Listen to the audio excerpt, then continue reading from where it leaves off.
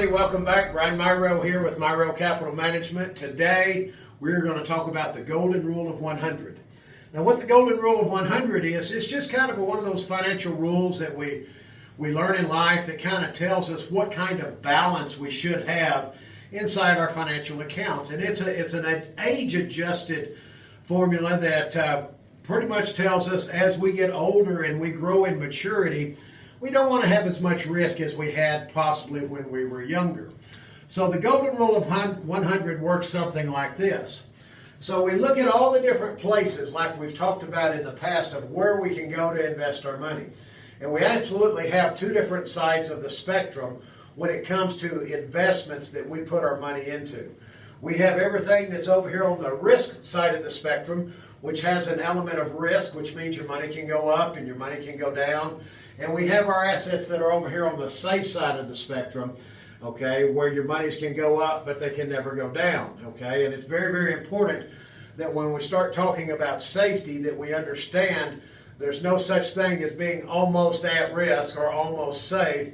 You're either on this side or you're on that side, and it's very definite. And it's very, very important that you understand that when you do your planning, okay? So when we talked about the 8 different places we can go. We know we can go into stocks, bonds, mutual funds, and variable annuities. Those are all over here on the risk side of the spectrum.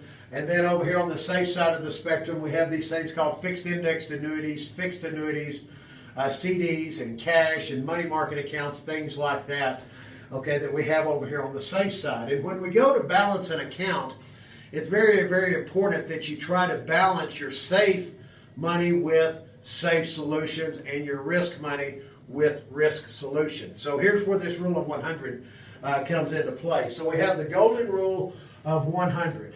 And here we take the number 100 and we subtract our age from it. So for example, if you are, say, 60 years old, okay, so you take the number 100 and you subtract 60 from 100, which that gives us 40, okay?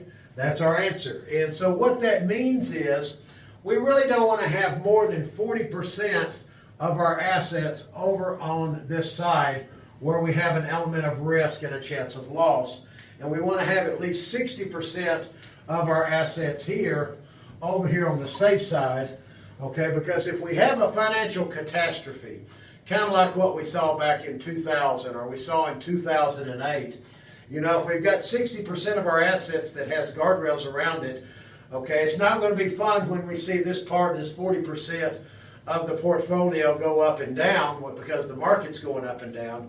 But you know, we're not going to be destitute either. We're not going to take it in the shins, and because we've got proper balance in the account. So that's why it's very, very important that you understand the golden rule of 100. So it tells you how much of your assets should be safe over here on this side of the spectrum and how much should be over here. And you know, somewhere in that range there is typically acceptable, but that's why we try to teach that, so that when we have a major financial shakeup in the markets, okay, if you're retired, you don't necessarily have the luxury of having time on your side, especially if you're pulling assets out because of required minimum distributions, or if you're trying to pull it out to provide an income stream, you don't have to take out these depreciated dollars if we're absolutely in a market downturn. So that's the golden rule of 100. Thank y'all for joining us today, and y'all have a great day.